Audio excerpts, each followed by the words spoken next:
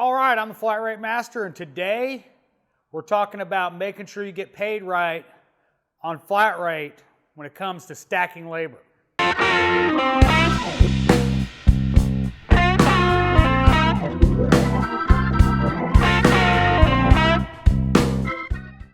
right, stacking labor. In case you don't understand what it is, I'm going to give a simple example of it, and then we're going to talk about the right way and the wrong way to do it. All right, simple example. Part A, labor time is an hour.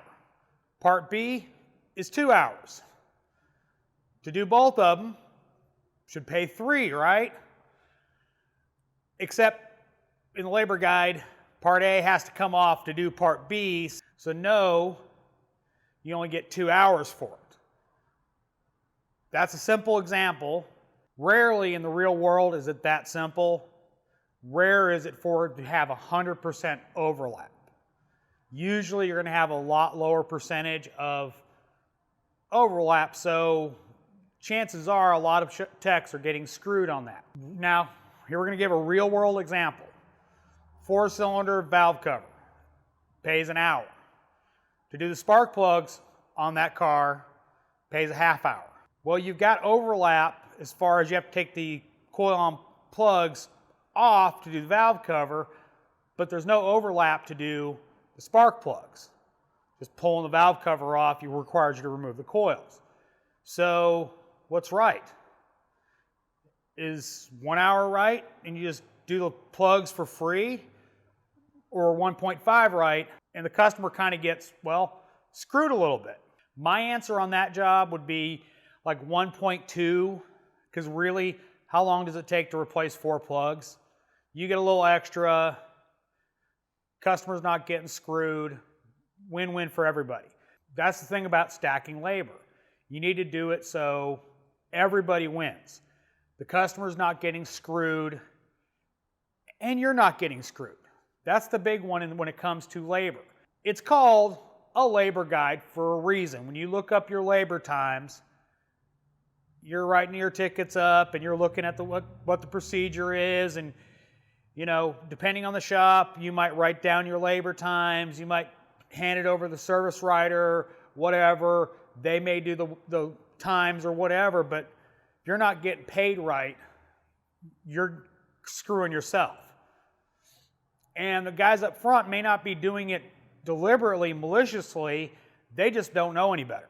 Now, I'm sure I'm going to get comments about, oh, they know it better, they've been in this business a long time and they should know.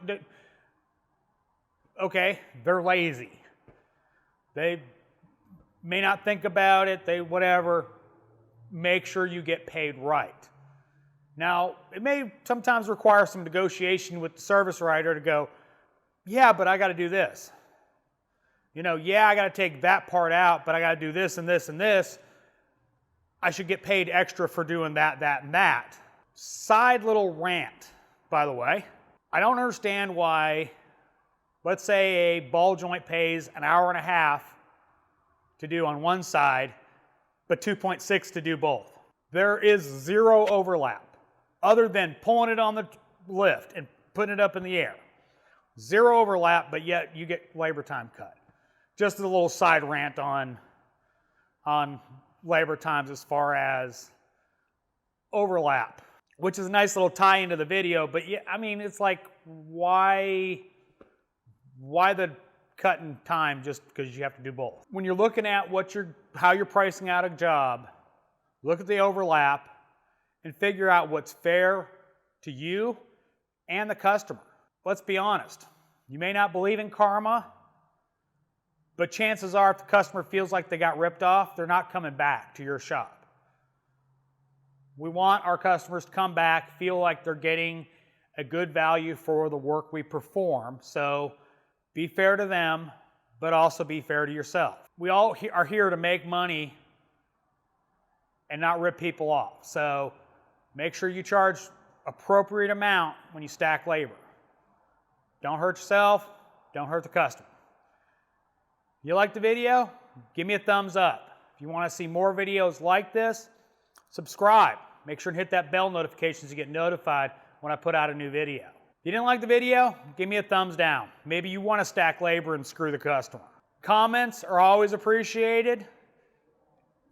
Leave your thoughts in the comments about stacking labor. And as always, thanks for watching. I am the Flat Rate Master.